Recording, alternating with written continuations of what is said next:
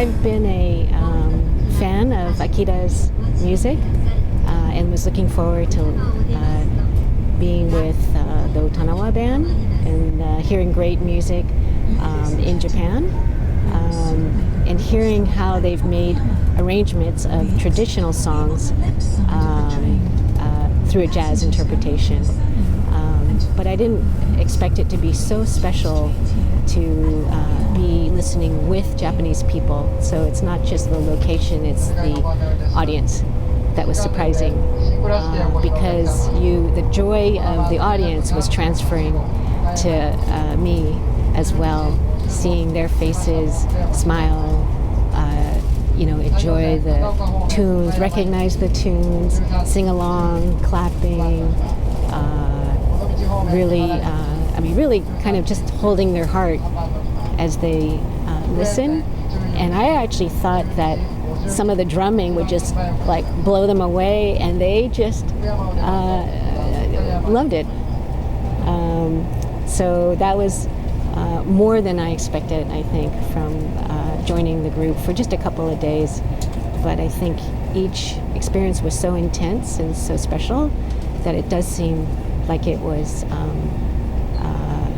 a lasting experience. So I'm from San Francisco and have lived through a large earthquake in my city, and so I already understood how it can be devastating to the physical environment.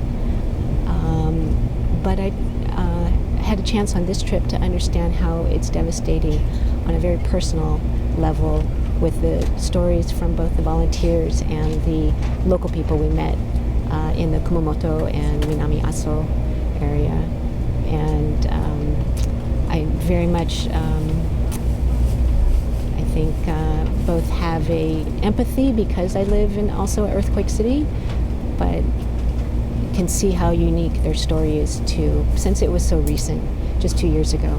So we did know about it, but for example, we didn't know how much damage there was to the Kumamoto castle, and we didn't know how it might affect a rural area like in Minami Aso, where if you lose your business or your home, you're already in such a rural area that you really have to count on yourself and your neighbors to be able to survive and to rebuild. So that was a very special experience to have the opportunity to have that kind of interaction with local people.